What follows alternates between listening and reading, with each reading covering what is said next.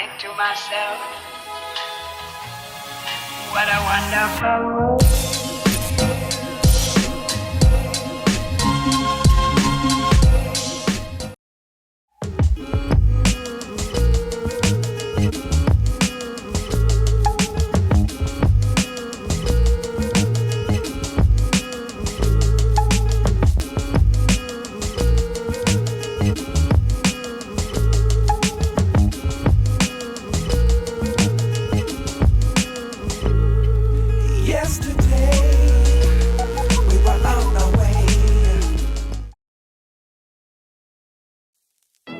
Kabar gembira untuk kita semua, khususnya para pecinta series Gannibal. Season 2 series ini kabarnya bakal dirilis bulan Maret ini, lebih tepatnya besok tanggal 19. Maka dari itu saya akan merekap ulang film Gannibal season 1 secara full.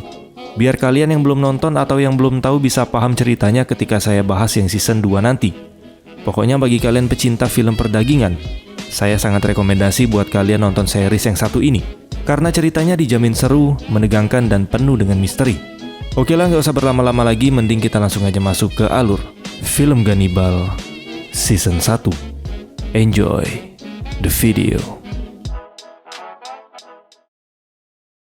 Halo semuanya, selamat datang kembali di Story Film. Kali ini kita akan membahas serial film yang lagi booming belakangan ini. Film ini berjudul Gannibal, atau bahasa Jepangnya Gannibaru. Serial bergenre horror thriller ini diadaptasi dari manga yang cukup terkenal, karya Masaki Ninomiya. Seperti nama judulnya ya, Gannibal. Film ini akan menguak misteri di desa terpencil bernama Kuge, yang dikabarkan ada satu keluarga besar. Mereka ini menganut kepercayaan yang disebut dengan endokannibalism. Di pertengahan alur film nanti kalian bakal tahu apa itu endokannibalism. Daripada saya banyak spoiler filmnya, mending kita langsung masuk aja ke alur filmnya, karena masih banyak misteri yang belum terbongkar di desa terpencil ini. Siapin cemilan, cari posisi yang nyaman, dan enjoy the video.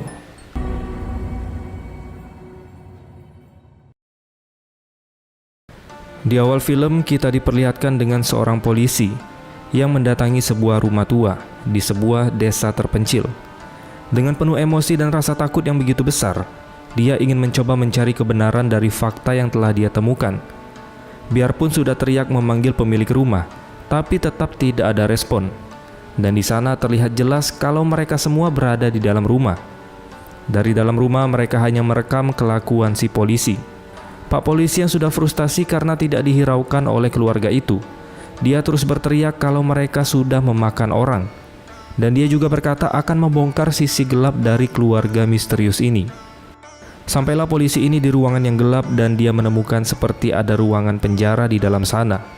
Dan sepertinya di sini dia berhasil menemukan apa yang selama ini dia cari. Lalu tiba-tiba dari belakang ada orang yang mengalungkan senjata di lehernya. Dan filmnya baru saja dimulai. Scene beralih ke satu keluarga yang sedang melakukan perjalanan jauh. Pria ini bernama Agawa Daigo. Istrinya bernama Yuki, dan mereka memiliki anak perempuan bernama Mashiro. Daigo adalah seorang polisi muda yang dipindah tugaskan dari kota besar ke desa terpencil yang bernama Desa Kuge. Mereka pun sudah sampai di rumah yang akan mereka tempati. Kebetulan di rumah itu juga merupakan kantor polisi di desa tersebut. Ketika baru sampai mereka sudah dibuat terkejut karena truk yang membawa barang-barang mereka sudah terbuka. Dan penduduk di desa itu membantu memasukkan barang serta perabotan rumah mereka. Warga di desa itu terlihat sangat ramah kepada keluarga Daigo. Mungkin bisa dikatakan terlalu ramah. Dan terkesan ada sesuatu yang aneh dari warga di sana. Tapi Daigo tetap positive thinking dan memperkenalkan keluarganya. Mungkin warga di sana excited dan senang dengan kehadiran orang baru di desa itu. Singkat cerita, malam pun tiba. Mereka masih sibuk menyusun perabotan di rumah itu. Di sana Yuki menemukan berkas milik Kano, seorang polisi yang bertugas di sana sebelum kedatangan mereka. Kabarnya Kano ini berhenti dari kepolisian karena terlilit hutang, dan dia menghilang begitu saja. Dan ternyata Kano adalah polisi yang kita lihat di awal film tadi. Karena sudah terlalu malam, mereka memutuskan untuk beristirahat. Dan rumah sekaligus kantor kepolisian di desa Kuge itu mereka tutup. Keesokan harinya Daigo sudah siap untuk bertugas di hari pertamanya di desa Kuge. Lalu secara tiba-tiba pintu kantor polisi itu terbuka. Ternyata mereka warga di desa itu yang langsung membuka pintu kantor polisi tanpa izin. Kayaknya polisi di sana nggak ada harga diri lagi. Tentu saja Daigo terkejut dengan tingkah mereka yang masuk nyelonong begitu saja dan masih bersikap sopan ke warga desa. Lalu Daigo diajak oleh bapak berkumis yang memegang apel ini untuk berkeliling memperkenalkan desa Kuge ke Daigo. Mereka berjalan beriringan diikuti dengan beberapa penduduk desa yang mengantarnya.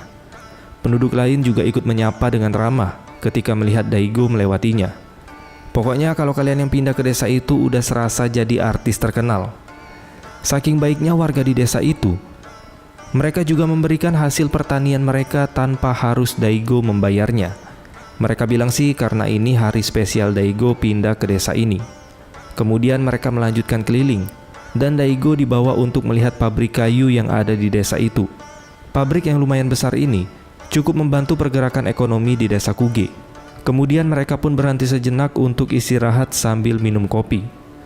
Lalu tidak lama kemudian, seseorang datang ke sana dan melapor ke Daigo kalau ada mayat tergeletak di pegunungan. Berbeda dengan warga lain yang terlihat sangat ramah, orang itu malah bersikap sinis kepada Daigo, dan dia mengajak Daigo untuk melihat mayat tersebut. Mendengar kabar itu, penduduk yang lain langsung terdiam sambil menatap satu sama lain. Daigo mengikuti pria tadi sampai masuk ke dalam hutan, hingga sampailah mereka tiba di lokasi tempat mayat itu ditemukan. Pria bernama Keisuke Goto ini mengatakan mayat itu bernama Gin Goto. Dia merupakan kepala dari keluarga Goto sekaligus neneknya. Dia juga berkata kalau nenek Gin ini sudah menghilang selama 3 hari. Kemungkinan kematiannya disebabkan oleh seekor beruang. Tapi di sini Daigo menemukan kejanggalan. Dia menemukan ada bekas gigitan manusia di tangan nenek Gin. Tentu saja gigitan manusia dan beruang sangat berbeda. Keisuke menjelaskan mungkin karena nenek Gin sudah tua, dia menggigit tangannya sendiri. Tapi Daigo kembali membantah. Hal itu mustahil karena posisi gigitannya di belakang siku. Gak mungkin manusia bisa menggigit dirinya sendiri di bagian itu. Sehingga Daigo menyimpulkan ada seseorang yang melakukannya.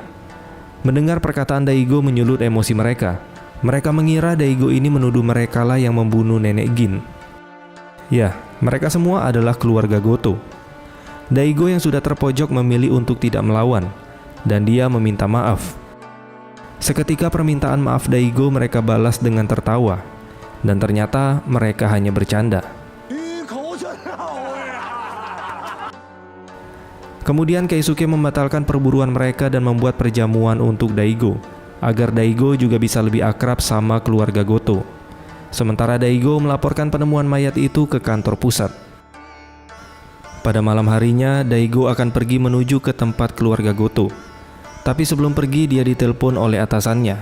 Atasannya mengingatkan Daigo untuk tidak mengusik keluarga Goto, karena keluarga itu memegang kekuasaan di desa Kuge.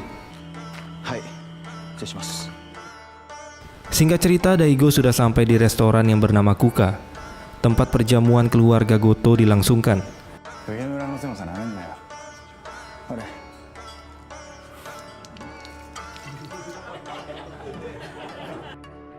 Di sisi lain, Yuki yang lelah habis memasang antena televisi. Dia menemukan goresan di lantai yang bertuliskan lari. Entah apa maksudnya. Tapi seketika Yuki menyadari kalau anaknya si Masahiro sudah tidak ada di dalam rumah. Dia pun keluar untuk mencarinya. Sedangkan si Masahiro sendiri yang sudah jauh dari rumah, dia tidak sadar sudah berada di dalam hutan mengejar seekor kucing. Seketika langkahnya berhenti ketika berada di atas jembatan. Di sana dia melihat pria tua yang sedang merangkak, seperti sedang memakan sesuatu. Ketika sosok itu melihat keberadaan Masahiro, dia langsung menghampirinya.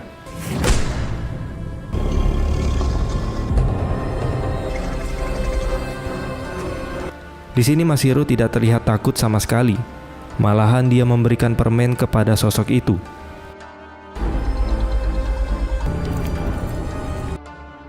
Sedangkan Yuki yang masih mencari Masahiro, pada akhirnya dia berhasil menemukannya. Berdiri terdiam di atas jembatan dengan kondisi yang masih baik-baik saja.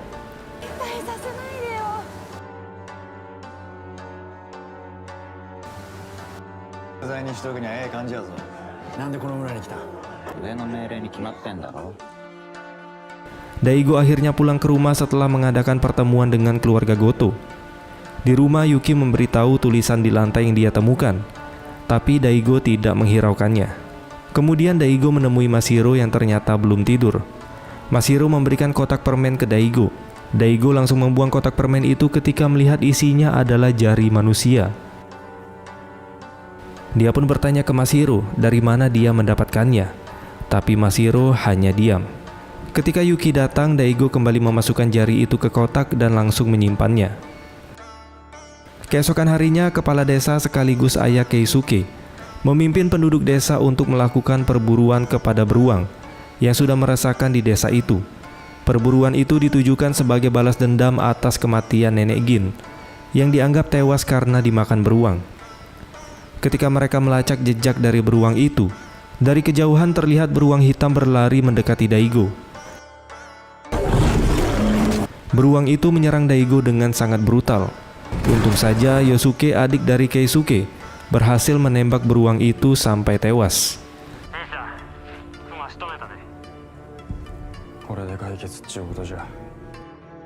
Kemudian mereka membedah isi perut beruang itu, dan mereka berhasil menemukan sesuatu milik Nenek Gin, yaitu kacamatanya. Berarti di sini benar Nenek Gin sudah dimakan oleh beruang. Tapi bekas gigitan manusia di tangan Nenek Gin tadi masih menjadi misteri. Daigo memoto barang bukti itu untuk dilaporkan ke kantor pusat. Tapi di sisi lain Daigo heran ketika melihat mereka sedang melakukan ritual yang cukup aneh. Mereka mengelilingi bangkai beruang itu sambil berdoa. Kemudian mereka mengiris daging beruang itu dan memakannya secara mentah-mentah. Keisuke pun memberikan sepotong daging beruang itu ke Daigo untuk dimakan. Untuk menghormati keluarga Goto dan kematian Nenek Gin, dia terpaksa memakannya. Dari sini sudah terlihat sistem kepercayaan endokanibalisme di keluarga Goto. Dengan memakan daging orang yang sudah meninggal, mereka percaya jiwa orang yang meninggal itu akan hidup di dalam daging dan darah mereka. Loh bang, tapi itu kan daging beruang, bukan daging Nenek Gin. Iya emang, tapi karena Nenek Gin tewas dimakan beruang, mereka menganggap daging Nenek Gin sudah menyatu dengan beruang itu.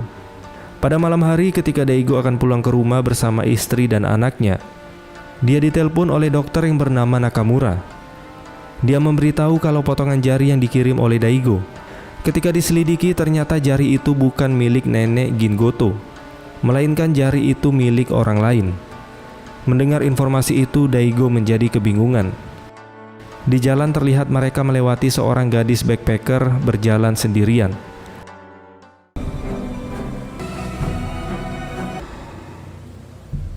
Next, lanjut episode yang kedua.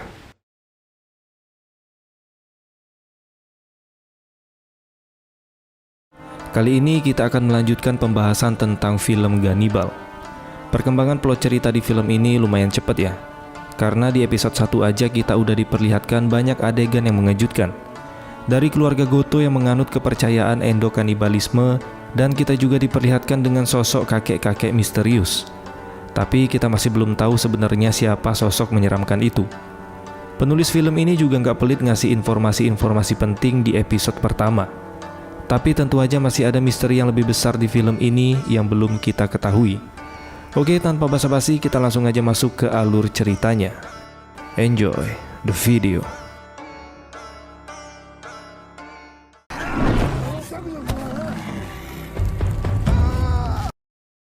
Di awal film kita diperlihatkan dengan sekelompok orang yang sedang berjalan menggunakan jubah berwarna putih.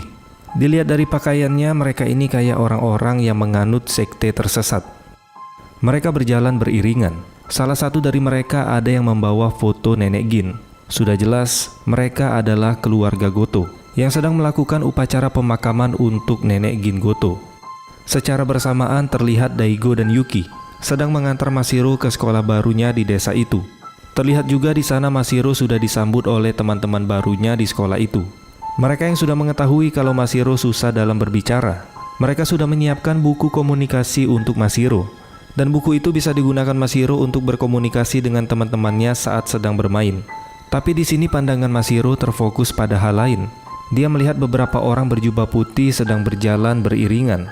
Di sana Daigo, Yuki, dan Masahiro agak sedikit terkejut karena mereka tidak pernah melihat hal semacam itu. Kepala sekolah di sana menjelaskan kalau itu merupakan prosesi pemakaman dari nenek Gingoto. Dia juga menjelaskan di desa itu siapapun yang berkabung, keluarga dari si mayat diharuskan untuk menutup sekujur tubuhnya dan menyembunyikan wajah mereka. Setelah mendengar penjelasan itu, Daigo dan Yuki pamit ingin pulang. Tapi langkah mereka terhenti ketika mendengar suara yang cukup keras dari atas bukit. Prosesi pemakaman itu berhenti sejenak. Di sini Keisuke melihat ada kejanggalan dari anggota keluarganya. Yang harusnya anggota keluarga berjumlah 15, di sana malah lebih 1 orang. Keisuke pun menyuruh seluruh anggota keluarga untuk membuka penutup wajah mereka, untuk memastikan kalau mereka semua di sana adalah keluarga Goto. Dan benar saja ada 1 orang yang tidak membuka tudung wajahnya. Dan ketika mereka menemukan ada orang asing, orang itu pun berusaha kabur dari sana. Mereka pun langsung mengejar orang itu, menangkapnya dan memukulinya. Daigo yang melihat ada kerusuhan langsung menghampiri keluarga Goto dan menyuruh Yuki untuk pulang duluan. Keluarga Goto yang berhasil menangkap orang asing itu langsung membawanya ke tengah kerumunan. Di sini Keisuke langsung membuka paksa penutup wajah orang itu, dan ternyata di balik penutup wajah itu terlihat seorang wanita yang cukup kawai. Wanita ini bernama Sumire, dan sepertinya Sumire mengenal Keisuke dengan cukup baik. Keisuke mendorong dan memintanya untuk menjauh dari prosesi pemakaman tersebut. Seketika Sumire langsung bertanya sesuatu kepada Keisuke. Dia bertanya tentang keberadaan ayahnya. Di sini Motsuo yang sudah geram langsung memarahi Sumire. Dia mengatakan kalau ayahnya Sumire sudah menjadi gila karena terlilit hutang dan menghilang dengan sendirinya.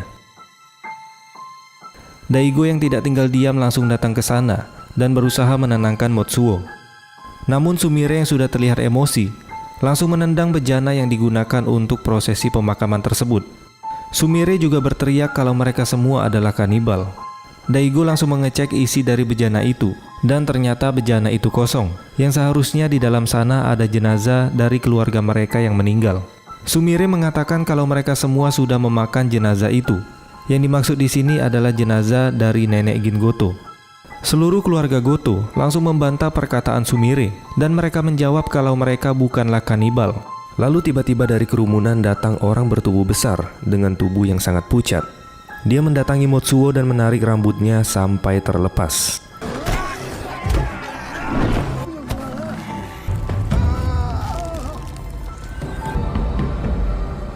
Pria pucat itu kemudian mendatangi Sumire. Tercium aroma busuk yang sangat menyengat dari tubuh orang itu.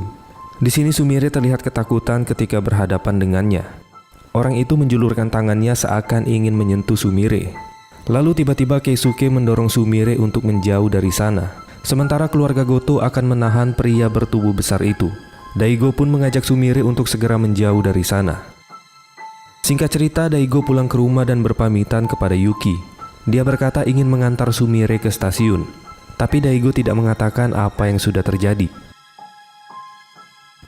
Di dalam perjalanan, Daigo kembali membahas perkataan Sumire yang disampaikan kepada keluarga Goto sebelumnya, kalau keluarga Goto ini adalah seorang kanibal. Di sini Sumire menjelaskan kalau keluarga Goto menganut sistem kepercayaan endokanibalisme. Sebelumnya di episode 1 sudah saya jelasin ya, endokanibalisme itu apa. Jadi pihak keluarga akan memakan tubuh jenazah keluarga mereka yang meninggal, dengan harapan jenazah itu akan menjadi bagian dari tubuh mereka dan mengambil alih kehendak dan rohnya. Mereka melakukan itu sebagai bentuk ekspresi dari cinta dan bakti mereka kepada si mayat. Sumire juga menjelaskan kalau suku Fore di Papua Nugini pernah melakukan endokanibalisme hingga tahun 1950-an. Dan di sini kita mengetahui kalau Sumire merupakan anak dari Pak Kano, Pak polisi yang kita lihat di episode yang pertama, yang diduga menghilang karena kasus judi dan terlilit hutang. Sumire mengatakan kalau ayahnya tidak pernah sekalipun bermain pachinko atau bermain judi seumur hidupnya.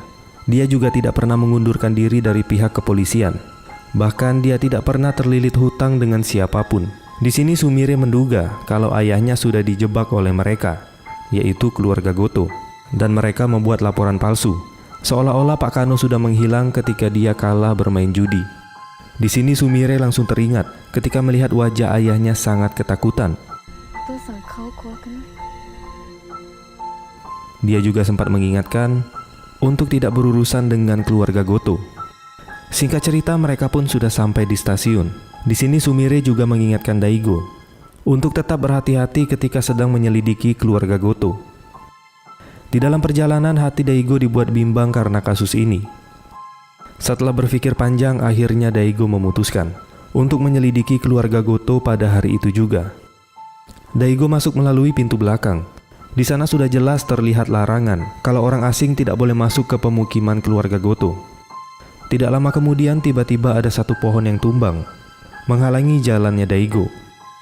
Ternyata di sana ada dua keluarga Goto yang dengan sengaja menumbangkan pohon untuk menghalangi jalan Daigo. Mereka mengatakan Daigo sudah masuk tanpa izin ke properti pribadi milik keluarga Goto.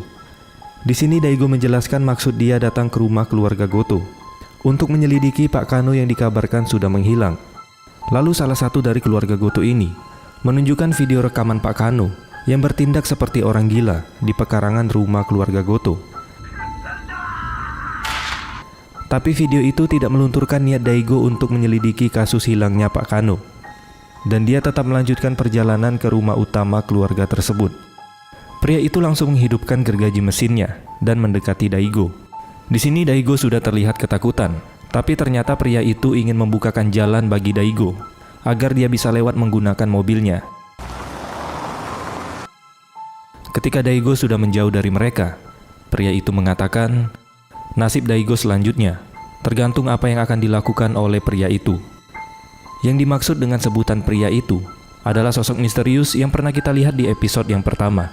Di sisi lain, prosesi pemakaman dari nenek Gin Goto sudah selesai. Di sini Keisuke mendapatkan telepon dari orang yang menebang pohon tadi.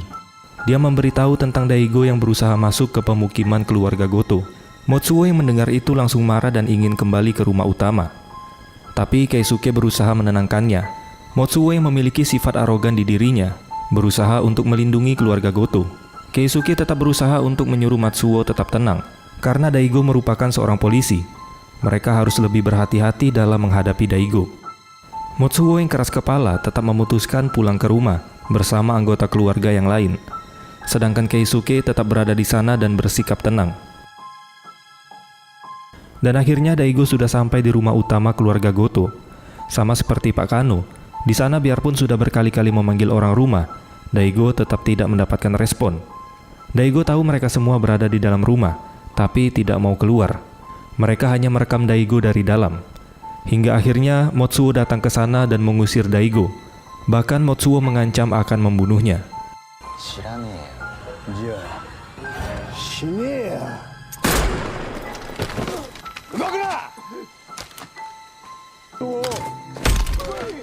Dan terjadilah perkelahian antara mereka. Daigo berhasil menumbangkan mereka semua. Dan salah satu dari anggota keluarga itu mengatakan kalau pria itu tidak akan melepaskan Daigo.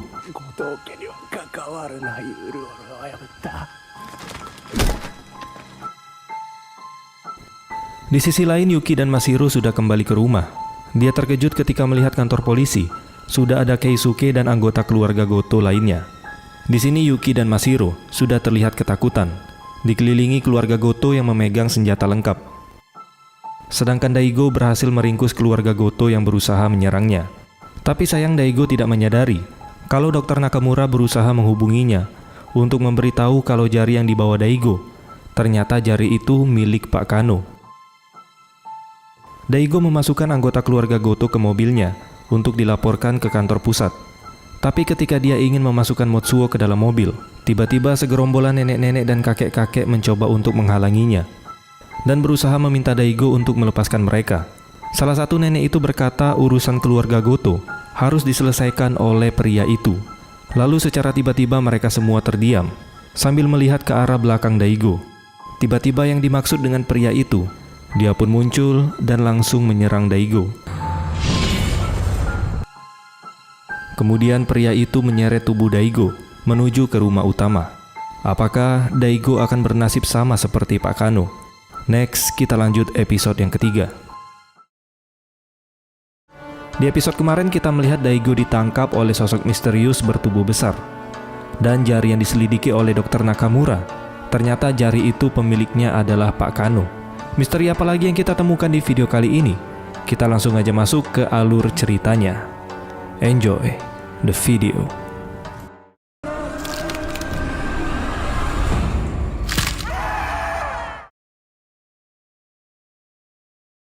Di awal film kita diperlihatkan dengan masa lalu Daigo. Terlihat Daigo dan anggota polisi yang lain berusaha mengejar penjahat dari sebuah bar.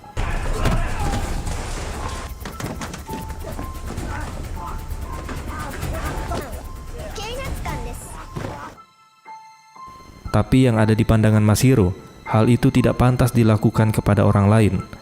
Meskipun dia penjahat, tapi dia tetap bisa merasakan sakit. Dan dia juga mengatakan kalau ayahnya merupakan polisi yang kasar. Itulah yang selama ini ada di pikiran Mashiro ketika membacakan tugas dari sekolah. Meskipun dia membaca di depan seluruh siswa dan para orang tua yang hadir, dia justru membacanya dengan penuh bangga dan senyuman. Tapi tidak dengan Yuki. Dia merasa apa yang disampaikan oleh Mashiro dapat merusak reputasi Daigo sebagai polisi di mata orang. Dan kabar kalau Daigo merupakan polisi yang kasar mulai tersebar di seluruh penghuni sekolah. Mashiro, seorang bocah yang polos, hanya bisa menyampaikan apa yang dia pikirkan tanpa mengetahui dampak dari perkataannya. Kepolosan dan keceriaan Mashiro di masa lalu membuat seorang tersangka kasus pelecehan anak di bawah umur tertarik kepadanya. Bahkan ketika tersangka pelecehan anak itu sudah terbebas dari masa hukumannya, dia masih sempat tersenyum kepada Mashiro. Dia juga terlihat senang ketika Mashiro menyadari kehadirannya. Tapi berbeda dengan Daigo, dia kembali mengejar orang itu dan memukulinya.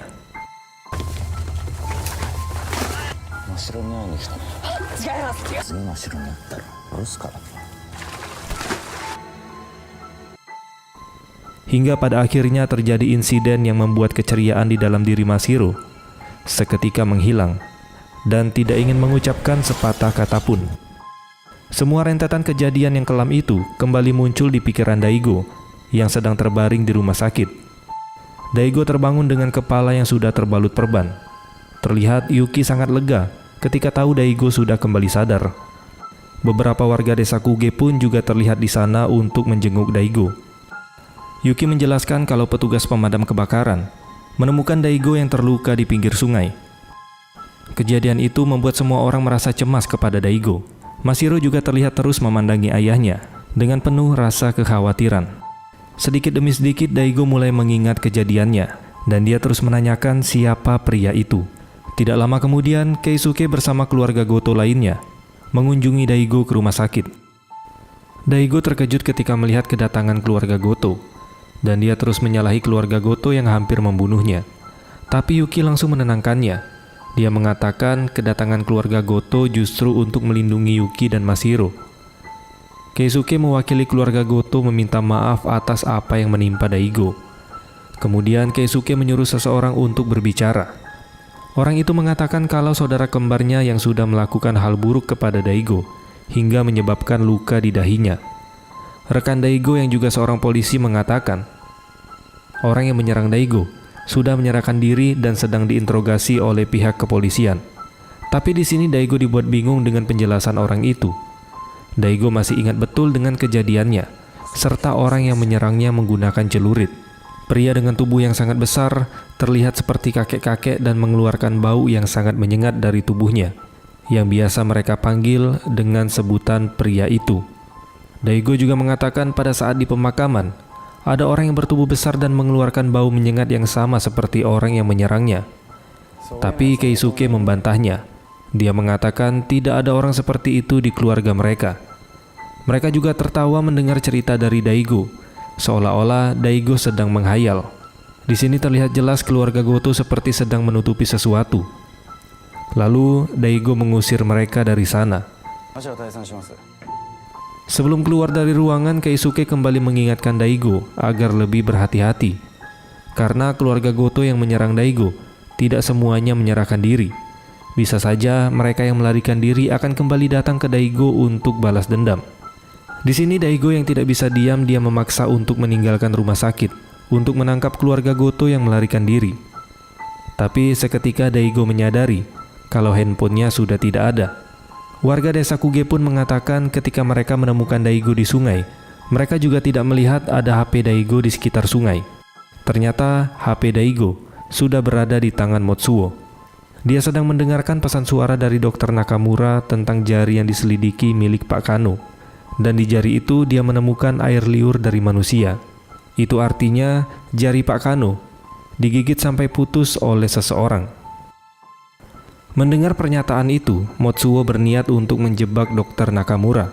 Dengan berpura-pura menjadi Daigo, dia mengajak Dr. Nakamura untuk bertemu, agar bisa menjelaskannya secara langsung. Dan Dr. Nakamura pun setuju, tapi dia tidak sadar kalau sudah dijebak oleh keluarga Goto. Di sini Daigo sudah sampai di rumahnya. Ternyata Sumire sudah menunggunya di sana. Tujuan Sumire ke sana untuk memberikan informasi daftar panggilan terakhir di telepon ayahnya. Di sana Daigo melihat nomor terakhir yang menghubungi Pak Kano sebelum dia menghilang.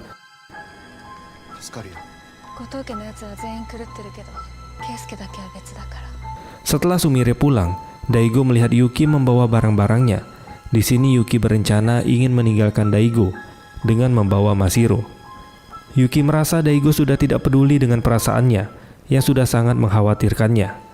Yuki juga takut penyelidikan Daigo mengenai keluarga Goto bisa membahayakan dirinya dan Mashiro. Akhirnya, Daigo menceritakan kejadian di mana Mashiro memberikannya sepotong jari di dalam kotak permen. Dan setelah diselidiki, ternyata jari itu bukan milik nenek Gin yang diserang oleh beruang. Dan Daigo menduga kalau itu merupakan jari milik Pak Kano yang sudah menghilang di desa ini. Mendengar hal itu, Yuki sedikit takut dan mengikuti kata Daigo untuk pergi dari desa Kuge menuju ke kantor pusat. Ketika Daigo sudah mengantar anak dan istrinya ke tempat yang aman, Daigo menceritakan semua kecurigaannya terhadap keluarga Goto kepada atasannya. Tapi sayang bukti yang Daigo miliki tidak cukup kuat untuk dipercaya oleh atasannya. Kemudian atasannya kembali mengingatkan Daigo untuk jangan mengusik keluarga Goto. Atasannya yang ternyata lahir dan besar di desa Kuge, dia sangat paham keluarga Goto itu seperti apa. Tapi atasannya memutuskan untuk tetap melanjutkan penyelidikan kasus hilangnya Pak Kano dan mengecek kembali apa benar Pak Kano mengundurkan diri dari kepolisian. Di sini Daigo senang melihat atasannya ternyata mau melanjutkan penyelidikan Pak Kano. Tetapi kesenangannya tiba-tiba menghilang ketika atasannya meminta Daigo untuk tidak ikut di dalam penyelidikan ini. Tidak lama kemudian ada petugas yang memberitahu Daigo bahwa ada telepon dari Dr. Nakamura yang sedang berada di rumah sakit pusat. Sementara di sisi lain Dr. Nakamura yang sedang disekap dipaksa Motsuo untuk mengajak Daigo bertemu dengan alasan ingin membicarakan potongan jari yang sedang mereka selidiki secara langsung. Tentu saja di sini Daigo tidak tahu kalau itu merupakan jebakan yang dibuat oleh Motsuo. Setelah menutup teleponnya, Motsuo kembali menyiksa Dr. Nakamura dengan mematahkan semua jarinya.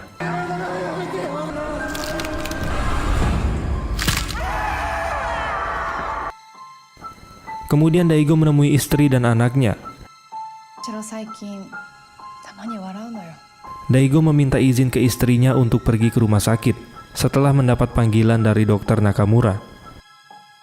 Ketika mereka di dalam perjalanan, tiba-tiba sebuah truk sampah menyalip mereka.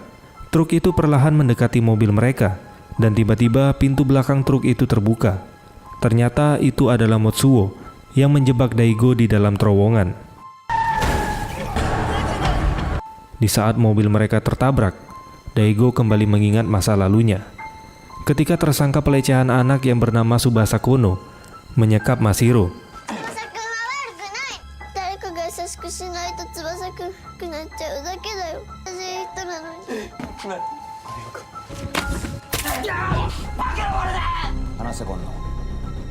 Saking cintanya Kono kepada Mashiro, dia sampai ingin mengajak Mashiro mati bersama.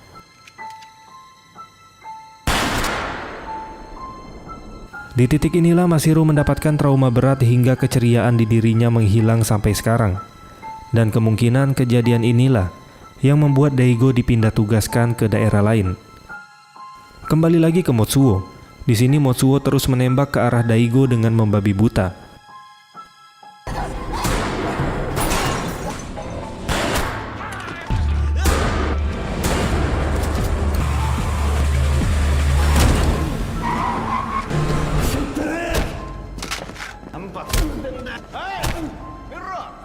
Ketika Daigo ingin menembaknya, Motsuo mengancam Daigo.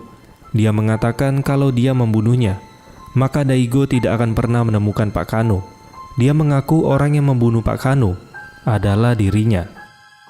Tapi menurut saya Motsuo hanya mengaku-ngaku kalau dia yang membunuh Pak Kano untuk menutupi dan menjaga rahasia besar dari keluarga Goto.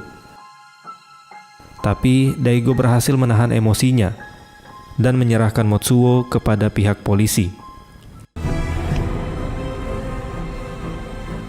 Next, lanjut episode yang keempat. Kita akan melanjutkan serial film Ganibal episode yang keempat. Di episode yang ketiga kita melihat Motsuo ditangkap oleh pihak kepolisian karena aksi penyerangannya terhadap Daigo. Misteri apa lagi yang akan kita temukan di episode 4 kali ini? Kita langsung aja bahas alur filmnya. Enjoy the video.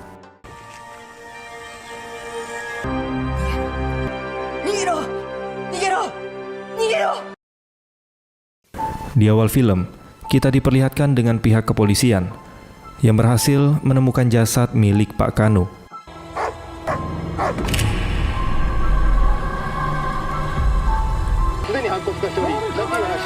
Terlihat Motsuo juga berada di sana. Daigo yang berharap Pak Kano bisa ditemukan dalam keadaan hidup. Ternyata harapannya sia-sia, karena mereka menemukan Pak Kano sudah menjadi kerangka. Atasan Daigo mengatakan, sesuai bukti yang mereka temukan, hampir dipastikan Motsuo yang membunuh Pak Kano. Tapi Daigo tetap pada pendiriannya. Dan Daigo berpikir sosok yang disebut dengan pria itu adalah pelaku utamanya.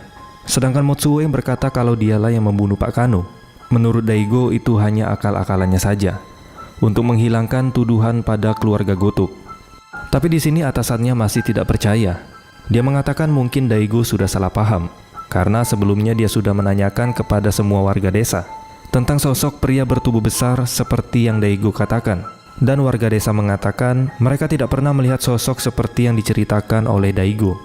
Dan Daigo mengatakan pasti keluarga Goto yang sudah menyuruh semua warga desa untuk menutup rahasia tentang sosok misterius itu. Di sini lagi-lagi atasannya Daigo kembali mengingatkan untuk tidak berurusan dengan keluarga Goto. Tidak lama kemudian Keisuke dengan beberapa anggota keluarga Goto lainnya datang ke sana. Di sini Daigo yang mengira kalau Keisuke akan mengambil Motsuo pergi begitu saja. Dia pun langsung berlari menghampiri Motsuo untuk menghalanginya. Tetapi Keisuke malah ke tempat di mana kerangka Pak Kano ditemukan. Di sana mereka pun terlihat seperti berdoa, mengelilingi kerangka milik Pak Kano. Cahaya yang datang seolah mendengar doa-doa mereka. Daigo yang melihatnya semakin dibuat kebingungan dengan keluarga Goto. Keisuke menghentikan doanya dan menoleh ke arah Daigo sambil berkata keluarga Goto tidak semuanya memiliki sifat seperti Motsuo. Setelah selesai berdoa, mereka pun segera meninggalkan tempat itu. Singkat cerita, Daigo mencoba untuk menghubungi Sumire, dan di sini dia meminta maaf karena tidak bisa menemukan Pak Kano dalam keadaan hidup.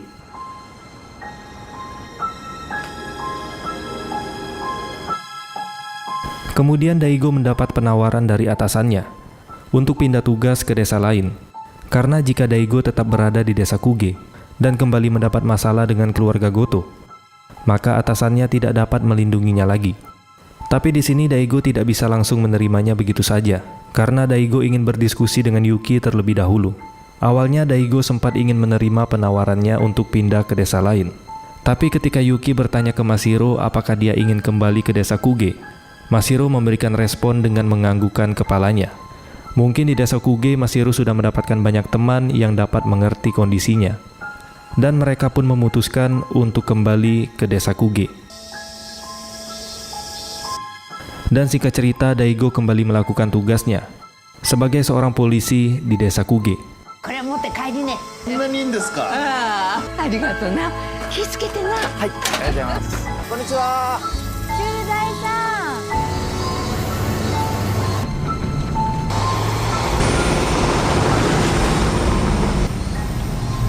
Setelah melakukan aktivitasnya sebagai polisi dan membantu warga desa di sana, Daigo pun kembali ke rumah. Daigo kembali ke rumah dengan membawa buah persik pemberian dari Nenek Toki. Di sini Mashiro terlihat sudah bisa memberikan senyumannya, biarpun masih belum bisa berbicara. Tapi senyuman itu cukup memperlihatkan kalau Mashiro senang berada di desa Kuge. Pada malam harinya, Daigo kembali menyelidiki nomor telepon dari panggilan terakhir yang masuk ke HP Pak Kano yang diberikan oleh Sumire beberapa waktu yang lalu. Keesokan harinya, warga di desa Kuge mengundang keluarga Daigo untuk makan bersama. Dengan suasana yang penuh ceria, mereka berkumpul sambil bercanda.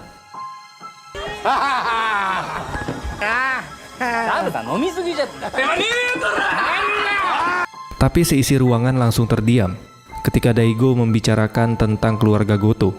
Orang yang berada di belakang Daigo langsung mengatakan untuk tidak menyebutkan nama keluarga itu ketika mereka sedang minum-minum bersama. Lalu Pak Sabu menyuruh semua orang yang ada di sana untuk diam. Dan dia mengatakan mungkin inilah waktu yang tepat untuk membahas siapa keluarga Goto itu sebenarnya. Pak Sabu mengatakan desa Kuge sangatlah berbeda dengan keluarga Goto. Di sini Daigo langsung bertanya, apakah warga desa tahu dengan selisih yang terjadi antara Pak Kano dengan keluarga Goto? Mendengar itu, mereka semua yang ada di sana langsung menunduk dan kembali terdiam. Di sini Pak Sabu kembali menjelaskan apa yang terjadi kepada Pak Kano membuat mereka merasa bersalah. Dikarenakan hasil hutan dari tanah yang dimiliki oleh keluarga Goto dapat menopang perekonomian yang ada di desa ini. Jadi mereka tidak sanggup melawan kehendak dari keluarga Goto yang sudah mempekerjakan mereka. Dan karena hal itulah, mereka berpura-pura tidak mengetahui dan tidak melihat apa yang terjadi kepada Pak Kano. Di sini mereka sangat merasa bersalah. Sambil menangis, Pak Sabu menjelaskan, apa yang mereka lakukan pada saat itu sama saja mereka membunuh Pak Kano. Di sini Daigo merasakan bagaimana berada di posisi mereka. Dan mereka pun kembali melanjutkan acara dengan penuh kebahagiaan.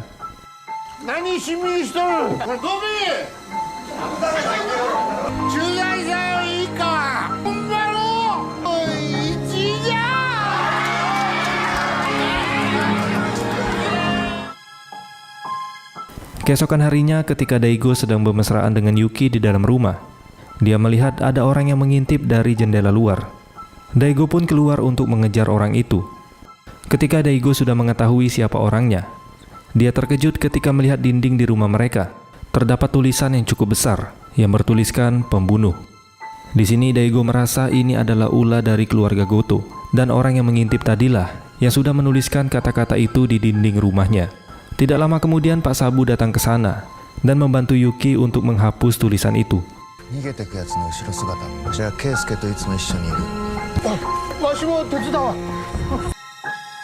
Sementara Daigo menuju ke pabrik kayu milik keluarga Goto dan mendatangi orang yang mengintipnya tadi. Di sini Daigo terkejut melihat wajah orang itu sudah babak belur. Kemudian Keisuke menghampiri mereka. Keisuke berkata baru saja mereka ingin pergi ke kantor Daigo untuk meminta maaf, dan dia sudah menghajar orang yang mengintip di rumah Daigo tadi. Daigo pun bertanya tentang tulisan yang ada di dinding rumah mereka, tapi orang itu berkata bukan dia yang menuliskan kata-kata itu. Atas tuduhan Daigo kepada keluarga itu membuat Keisuke sedikit jengkel, seolah-olah keluarga Goto penyebab semua masalah.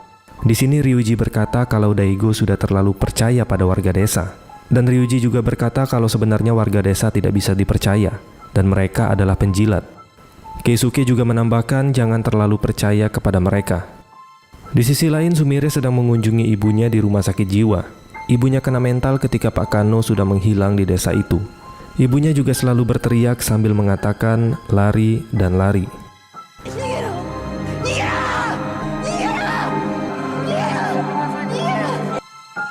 Sementara Yuki di rumah masih merasa cemas dengan ancaman yang mereka dapatkan. Di sini mulai terlihat gerak-gerik mencurigakan dari para warga desa yang seperti selalu mengawasi ke arah rumah Daigo.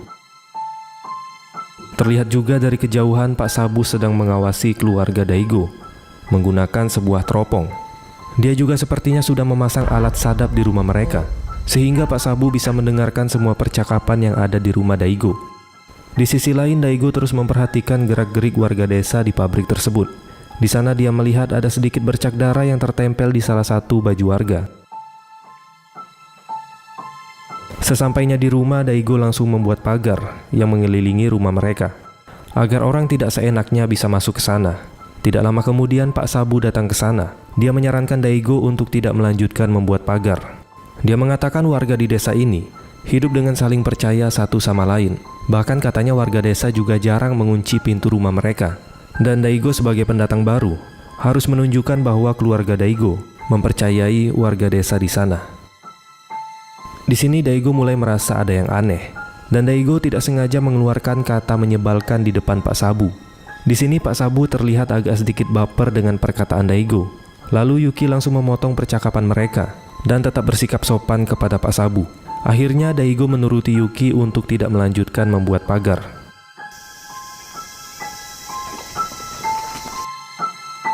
Singkat cerita, Daigo kembali melakukan aktivitasnya sebagai polisi di desa Kuge. Tapi patrolinya kali ini terasa sangat berbeda. Ketika semua warga desa terlihat sinis kepada Daigo. Yang biasanya kalau Daigo lewat mereka selalu menyapa, kali ini berbeda. Pandangan benci tersorot di mata mereka. Kunitoshi yang berpapasan dengan Daigo langsung menghampirinya. Dia juga mengatakan kalau pertikaian itu tidak baik. Dia menyarankan agar Daigo tidak bertikai dengan warga desa, apalagi dengan orang yang lebih tua seperti Pak Sabu. Bahkan dia juga mengetahui kalau Daigo menyebut kata menyebalkan di depan Pak Sabu. Dan sebagai pendatang baru, Daigo harus lebih berhati-hati. Karena kalau salah menyebutkan satu kata saja, seluruh warga desa bisa memusuhinya. Ini pasti kerjaan ibu-ibu yang suka gosip di warung, yang kalau ada satu gosip mereka sedang bicarakan, langsung menyebar di seluruh telinga tetangga. Di sini Kunitoshi menyarankan agar Daigo segera meminta maaf kepada Pak Sabu.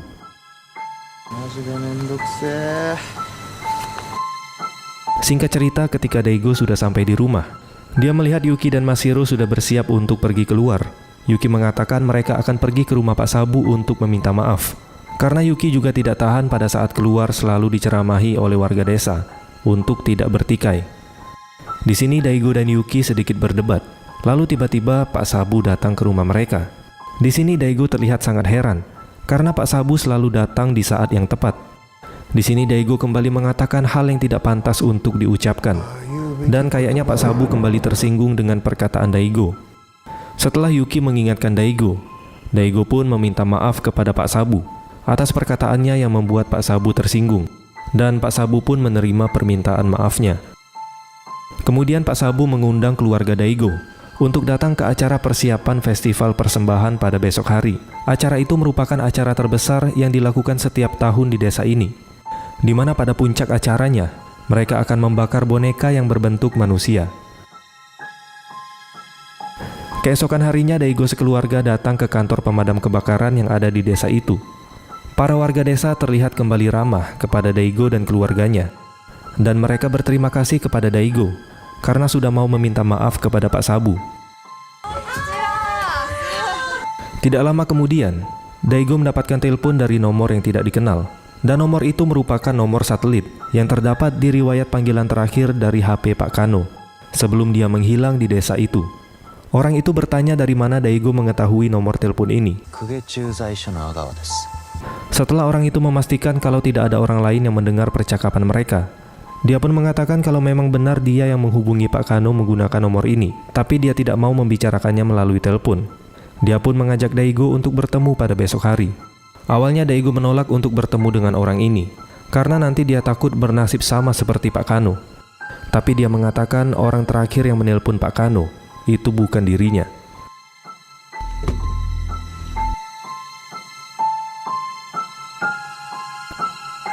Pada besok harinya, Daigo sudah menetapkan pilihan untuk bertemu dengan orang itu di sebuah gedung besar yang terlihat kosong. Daigo perlahan masuk ke gedung kosong itu.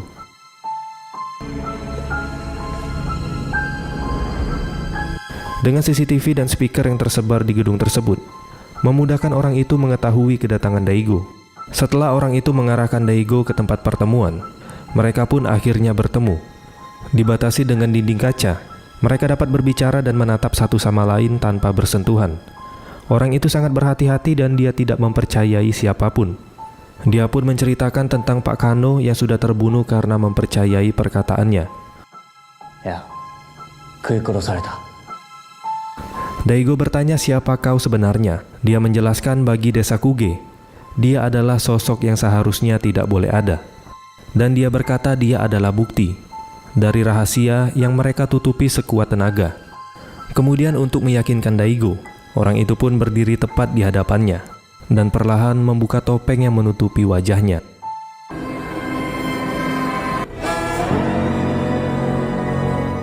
Dan dia berkata wajahnya adalah bukti kalau dia sudah dimakan hidup-hidup oleh seseorang yang ada di desa Kuge.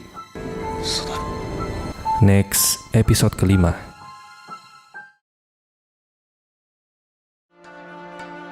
Kali ini kita akan kembali melanjutkan serial film Gannibal episode yang kelima. Tarik nafas panjang-panjang karena di episode yang kelima ini akan ada banyak kejutan besar menanti kalian. Bagi kalian yang baru bergabung di episode 5, saya sarankan untuk menonton episode yang sebelumnya, biar kalian paham sama alur ceritanya.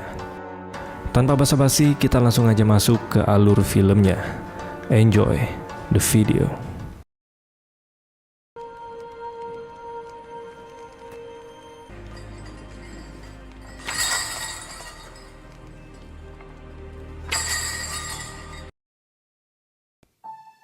Di awal film, kita akan melanjutkan percakapan Daigo dengan pria misterius yang mengaku kalau wajahnya sudah dimakan.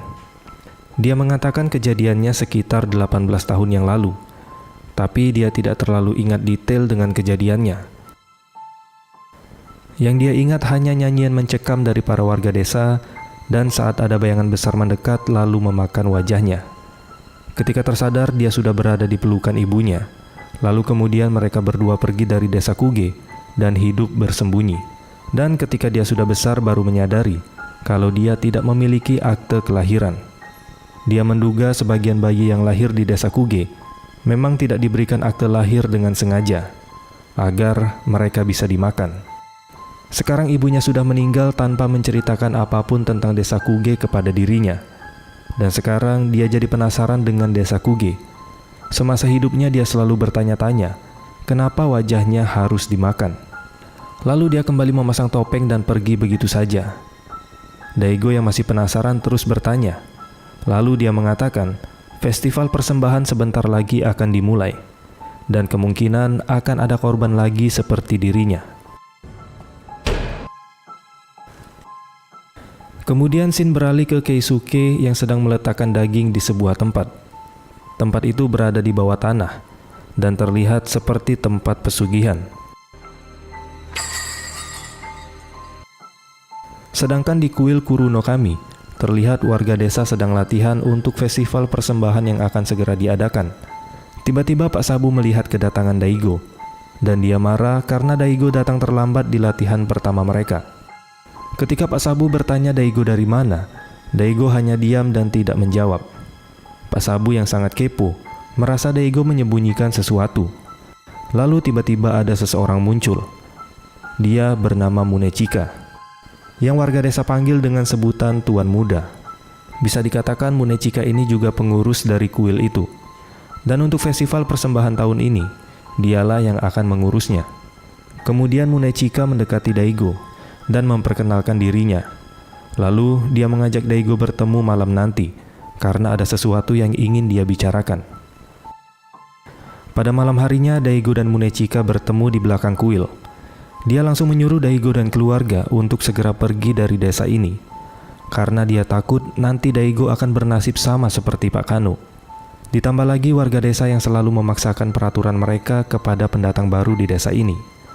Tapi Daigo tidak keberatan dengan peraturan di desa ini, dikarenakan semenjak dia pindah ke desa Kuge, anaknya Masiro mulai bisa tersenyum kembali. Munechika juga menjelaskan tentang festival persembahan yang akan diadakan, di mana pada festival itu, manusia akan ditumbalkan. Festival itu sudah terjadi sejak ratusan tahun yang lalu, ketika penduduk Kuge selalu menderita kelaparan, dikarenakan tanah di desa ini tidak cocok untuk dijadikan lahan bercocok tanam. Jadi untuk mengurangi mulut yang harus diberi makan, mereka membunuh anak-anak untuk dijadikan persembahan ke dewa. Kemudian Munechika memberikan kartu namanya jika saja nanti Daigo ingin bertanya sesuatu. Lalu tidak lama kemudian tiba-tiba Pak Sabu dan Jin datang ke sana untuk mencari Daigo. Mereka yang kepo langsung bertanya apa yang sedang mereka bicarakan. Tapi Munechika tidak mengatakannya. Di sini Pak Sabu langsung menjelaskan kalau sebenarnya mereka tidak mencurigai Daigo. Lagian di desa ini mereka saling tahu satu sama lain. Keesokan harinya, Yuki yang baru pulang dari menjemput Masiro di sekolah. Dia dibuat kaget ketika melihat seisi rumah yang sudah berantakan. Ternyata Daigo sedang mencari alat penyadap yang dia curigai terpasang di rumahnya. Yuki terlihat bingung dan ketakutan melihat tingkah Daigo yang begitu aneh. Pada malam harinya mereka kembali berkumpul di kantor pemadam kebakaran. Seusai menjalankan latihan, mereka makan malam bersama. Lalu ketika Daigo izin untuk ke toilet, tapi ternyata secara diam-diam Daigo menyelinap keluar. Di sini dia sudah janjian dengan seseorang di sebuah hotel untuk membicarakan alasan kenapa Pak Kano bisa terbunuh.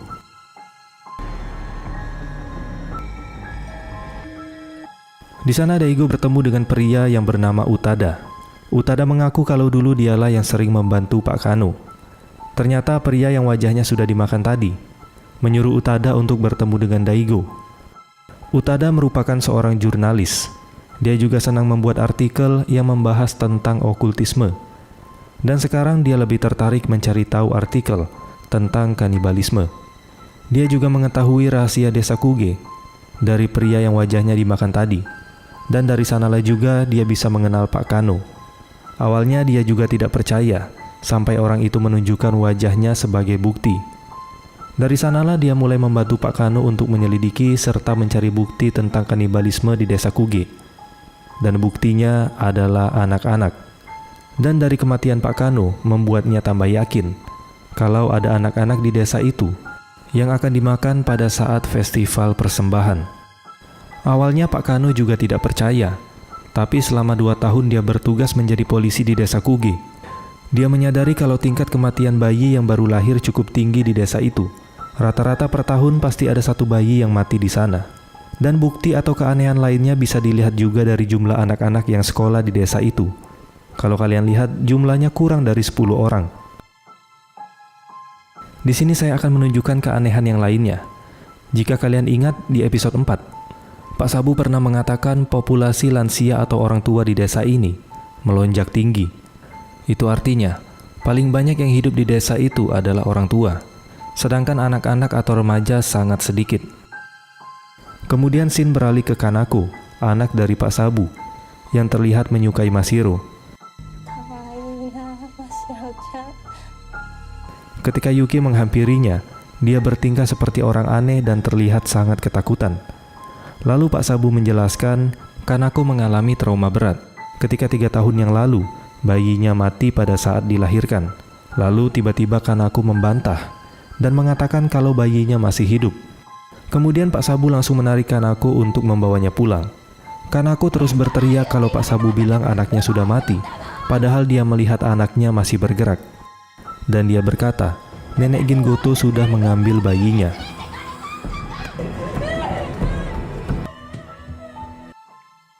Kemudian Shin kembali lagi ke Daigo, yang menduga kalau mereka memalsukan kematian bayi yang baru lahir untuk dimakan. Utada mengatakan Pak Kano berhenti menelponnya sebelum 1 bulan dia menghilang.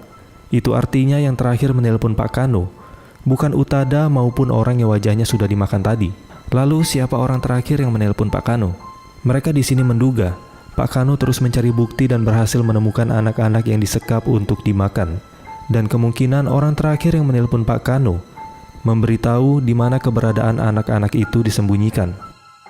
Kejadian itu sepertinya merujuk pada episode yang pertama, sebelum Pak Kano terbunuh. Kalian bisa melihat ketika dia berhasil menemukan apa yang dia cari selama ini.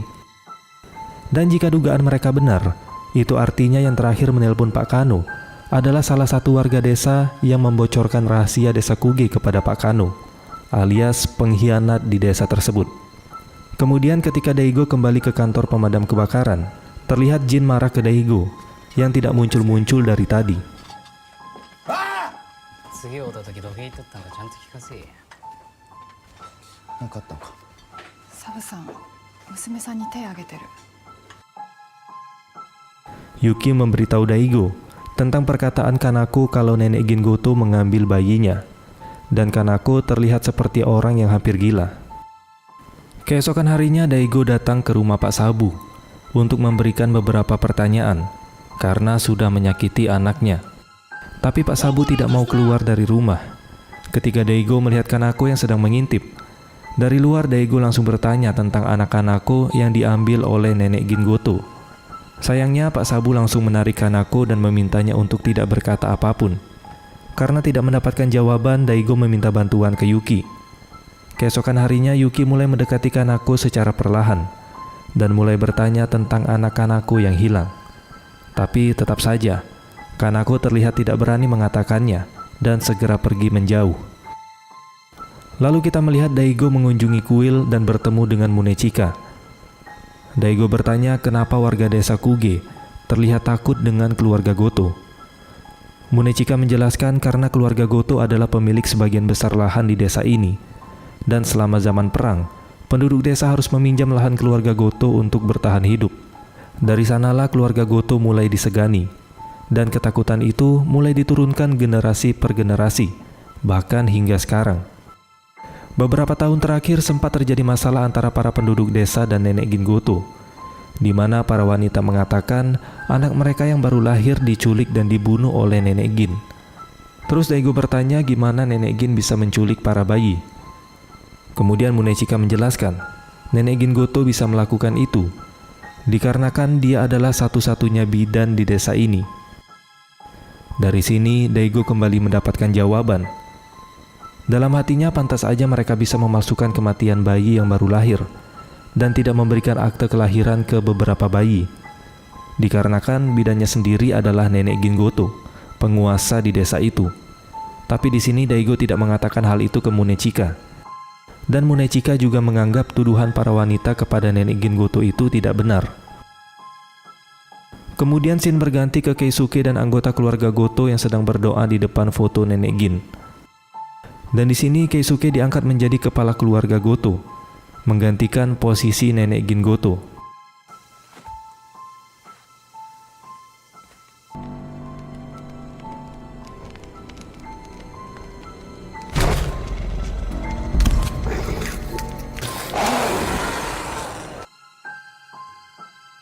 Pada malam harinya, Daigo yang sedang santai di depan kantornya melihat kedatangan seseorang ke sana. Di sisi lain, Pak Sabu melihat Kanako yang sudah tidak ada di rumahnya.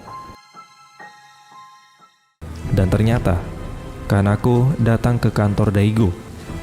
Apakah Kanako akan mengatakan rahasia yang dia simpan tentang anaknya? Dan apakah pengkhianat yang membocorkan rahasia di desa itu kepada Pak Kano adalah si Kanako? Next, episode yang ke-6. Kali ini kita akan kembali melanjutkan series film Gannibal. Di episode yang ke-6 ini tentu saja kita akan kembali diperlihatkan rahasia besar dari keluarga Goto yang selama ini mereka sembunyikan. Pokoknya pantengin terus video ini sampai habis. Kita langsung aja masuk ke alur filmnya. Enjoy the video. Di awal film kita diperlihatkan dengan Kanako dan Daigo yang sedang berbincang. Kanako menceritakan semuanya ke Daigo, kalau memang benar nenek Gin Goto sudah mengambil bayinya yang baru lahir, dengan mengatakan kalau bayi Kanako sudah meninggal dunia.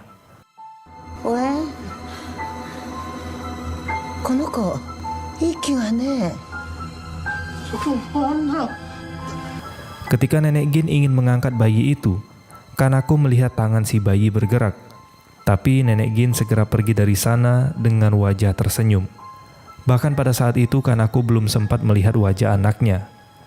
Lalu Daigo mendapat panggilan dari Yuki yang memberitahu kalau Pak Sabu sudah berada di rumahnya untuk mencari Kanako. Ketika Daigo sudah sampai di rumah, terlihat Pak Sabu bersama warga desa lain sudah berkumpul di rumahnya.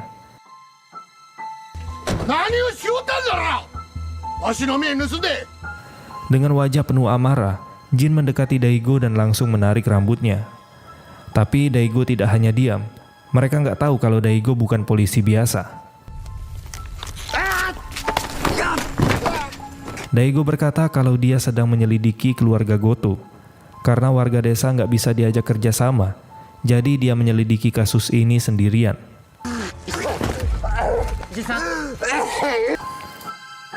Kemudian mereka semua pergi dari sana.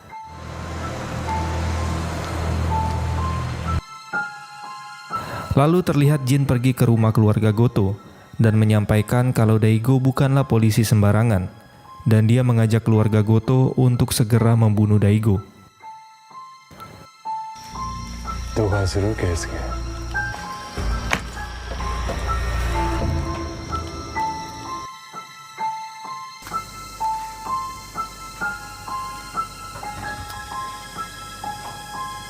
Keesokan harinya ada seseorang yang datang ke kantor Daigo. Ternyata itu adalah Keisuke yang mengajak Daigo untuk berburu di hutan. Awalnya Daigo terlihat curiga, tapi dia tetap menerima ajakan Keisuke.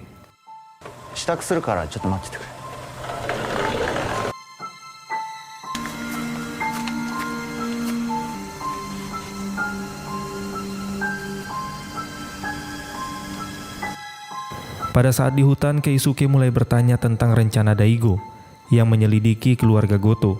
Karena sudah ketangkep basah, Daigo langsung mengatakannya. Karena dia penasaran dengan reaksi penduduk desa yang ketakutan dengan keluarga Goto. Dan Daigo langsung bertanya, apakah ada hal lain yang tidak boleh dia ketahui? Daigo yang temperamennya tinggi langsung mengajak Keisuke untuk Baiwan.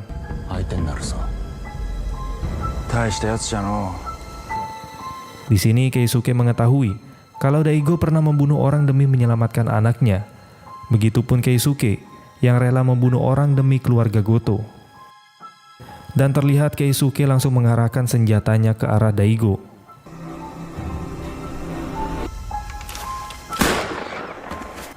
Ternyata Keisuke hanya menembak seekor anak rusa.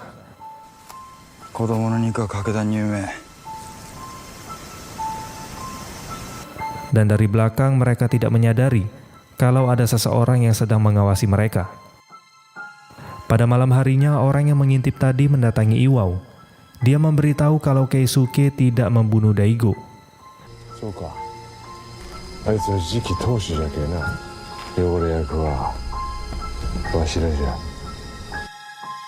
Kemudian scene berganti ke Daigo yang baru saja pulang berburu. Terlihat Yuki dan Mashiro tidak ada di rumah. Tapi di meja makan dia melihat banyak makanan enak yang sudah disediakan oleh Yuki. Dan ketika membuka kulkas, di sini Daigo baru menyadari kalau hari ini adalah ulang tahun Mashiro. Di HP-nya juga ternyata Daigo melewatkan 12 panggilan dari Yuki. Karena merasa bersalah, Daigo pun mencoba untuk menghubungi Yuki. Baru saja Daigo ingin meminta maaf, ternyata Yuki terlihat panik karena Mashiro sudah menghilang. Daigo langsung bergegas keluar untuk mencari keberadaan Mashiro. Kemudian terlihat Yuki menghampiri rumah Pak Sabu dan bertanya keberadaan Mashiro. Tapi ternyata Mashiro tidak ada di sana. Di sini Pak Sabu mau membantunya dan membuat pengumuman di kantor pemadam kebakaran.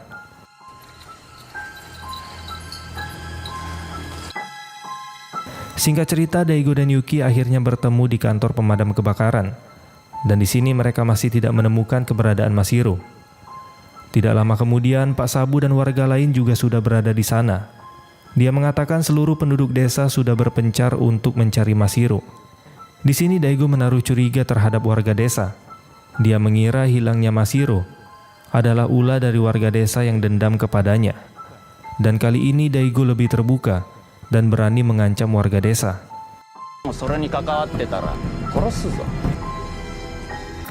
Kemudian di sini kita melihat ternyata si Mashiro tidak hilang. Dia hanya bermain bersama temannya di pinggir sungai. Tidak lama kemudian, Kanako berhasil menemukan Mashiro. Mereka pun segera memberitahu Yuki kalau Mashiro sudah berhasil ditemukan.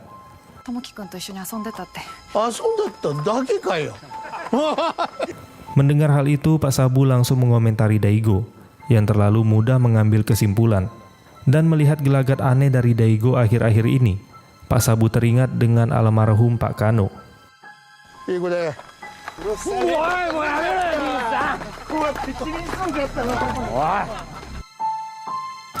Pada malam hari ketika di rumah, Daigo mulai membuka rahasia dari desa Kuge kepada Yuki dan mengatakan kalau penduduk di desa ini adalah kanibal. Dia juga mengatakan pada malam festival nanti, anak-anak akan dimakan, yaitu anak-anak yang mereka bilang sudah mati pada saat lahir. Di sini Yuki masih belum yakin dengan perkataan Daigo. Dia menganggap Daigo melakukan ini hanya untuk dirinya pribadi, bukan untuk Yuki dan Mashiro. Yuki berkata jika memang benar Daigo peduli, kenapa mereka tidak pindah saja dari desa ini?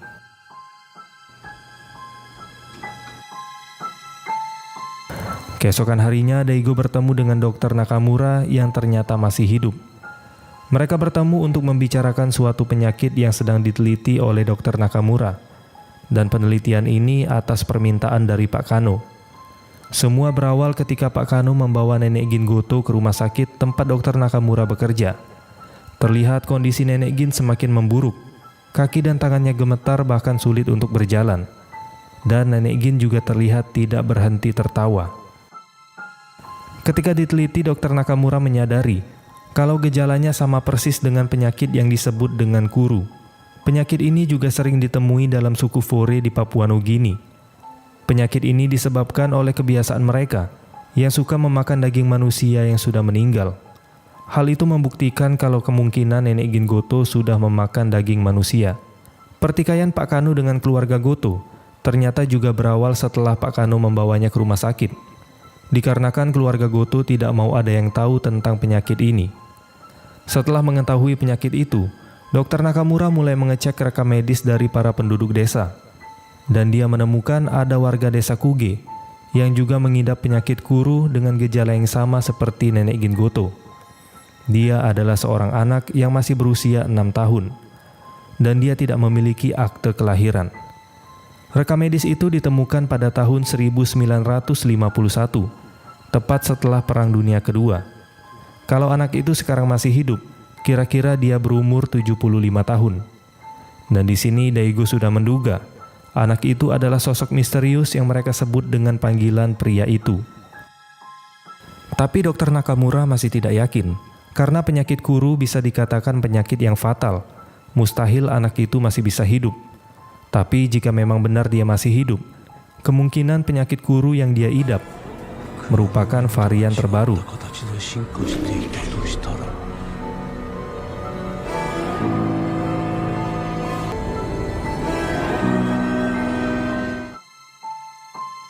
Pada malam harinya, seluruh warga Kuge melakukan latihan terakhir mereka sebelum perayaan festival dimulai.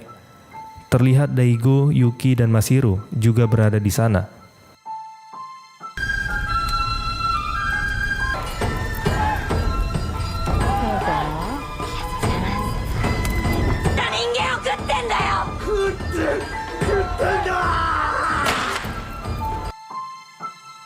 Kemudian scene berganti ke Keisuke dan Yosuke yang sedang berada di sebuah goa. Di sini Yosuke belum tahu kalau ada tempat seperti ini. Keisuke berkata tempat ini hanya diketahui oleh keluarga Goto, dan dia menyuruh Yosuke untuk merahasiakannya. Jika kalian sadar, tempat ini terlihat sama persis dengan episode yang pertama, ketika Pak Kano berhasil menemukan bukti yang dia cari selama ini. Kemudian Keisuke menyuruh Yosuke untuk menutup wajahnya dengan kain.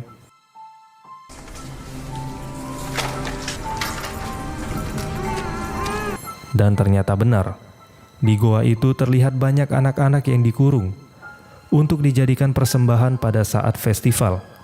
Mereka adalah anak-anak yang nenek Gin Goto palsukan kematiannya pada saat lahir. Setiap tahun salah satu dari mereka akan dijadikan persembahan. Dan anak ini yang akan dijadikan persembahan festival 3 hari lagi.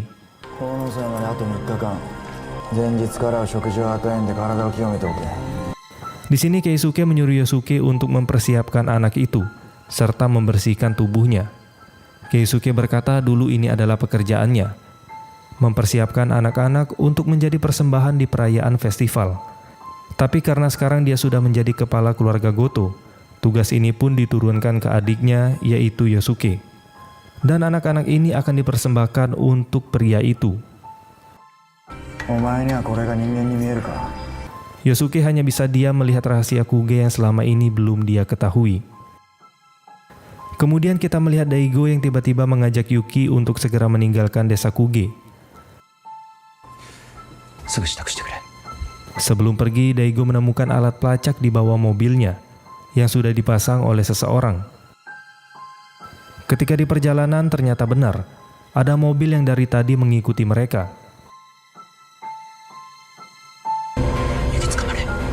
Daigo terus berusaha menghindari orang itu.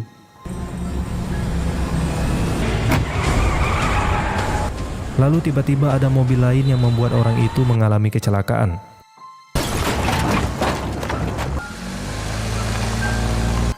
Ternyata orang itu adalah suruhan si Iwao untuk menghabisi Daigo.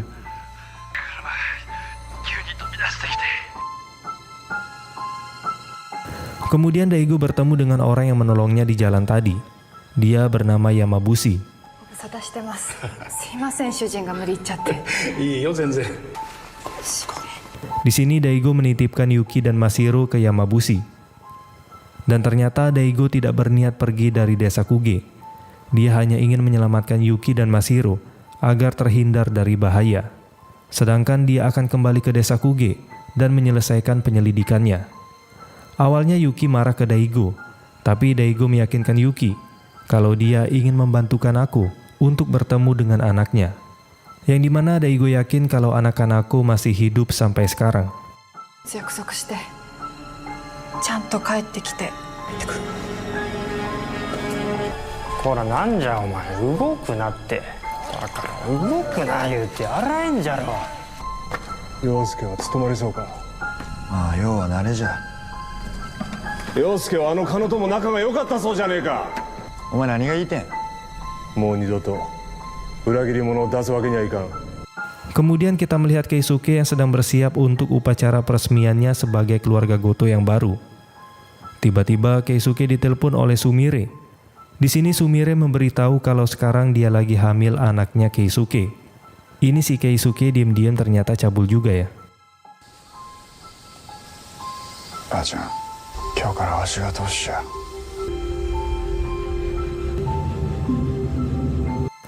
Ketika upacaranya selesai, mereka kembali melakukan sesi foto keluarga dengan Keisuke yang menjadi kepala anggota keluarga Goto yang baru.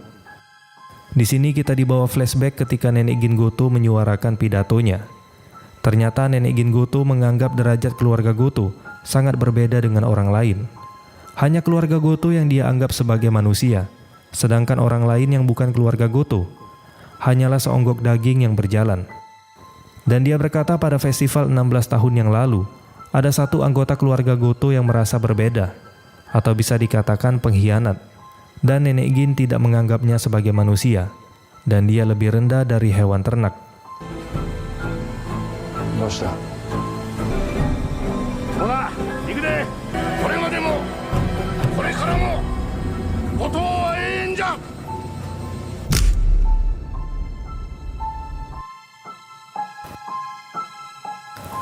Lalu kita diperlihatkan dengan Yosuke yang kembali mempersiapkan anak yang akan dijadikan persembahan di festival. Entah kenapa Yosuke melanggar aturan dengan membuka penutup kepalanya. Dari sorot matanya, Yosuke seperti tidak tega melihat anak itu akan dijadikan persembahan. Di sini Yosuke sangat berbeda dengan keluarga Goto lainnya yang menganggap orang lain bukan manusia. Tapi di sini Yosuke menganggap dan melihat anak itu sebagai manusia. わしはお前が人間にしか見えぬのじゃ。 Kemudian Shin beralih ke Daigo yang sedang mengamati di sekitar rumah keluarga Goto. Tapi di sana dia dipergoki oleh Iwao.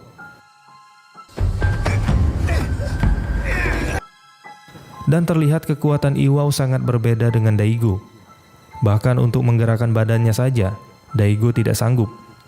Daigo berkata kalau dia mendapatkan telepon yang mengatakan kalau ada seorang anak yang akan dibunuh pada saat perayaan festival. Kemudian Iwao bertanya siapa orang yang memberitahu Daigo.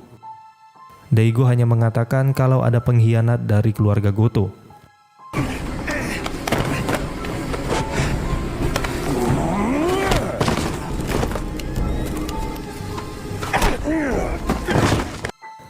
Ketika Daigo kembali menghajar Iwao, bahkan sudah memukul kepalanya menggunakan kayu sampai berdarah, Iwao terlihat tidak merasakan sakit sedikit pun. Lalu Iwao kembali bertanya siapa yang sudah memberitahunya. Tapi Daigo hanya berkata, yang pasti orang itu dekat dengan Iwao.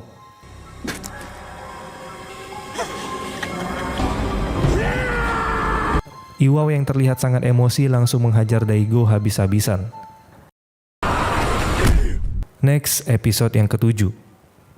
Akhirnya kita sudah masuk ke series Gannibal episode yang ke-7 atau final episode. Apakah kalian semua sudah siap? Di episode sebelumnya kita melihat Daigo yang sedang menyelidiki kediaman keluarga Goto. Kemudian dia ditangkap dan dihajar habis-habisan oleh Iwao, salah satu dari keluarga Goto. Apakah Daigo akan bernasib sama seperti Pak Kano? Daripada kalian makin penasaran, kita langsung aja masuk ke alur ceritanya. Enjoy the video.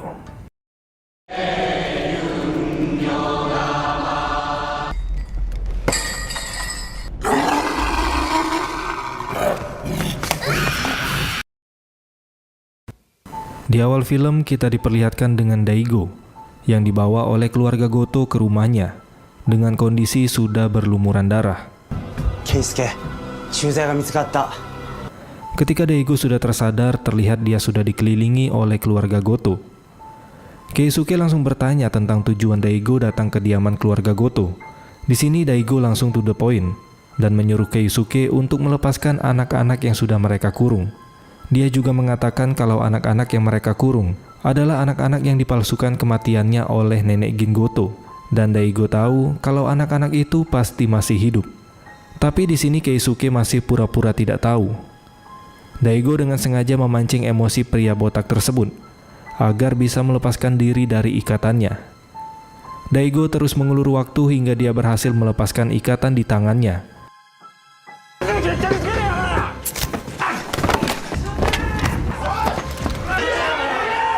Di sini keluarga Goto sudah mengarahkan senjata mereka masing-masing ke arah Daigo.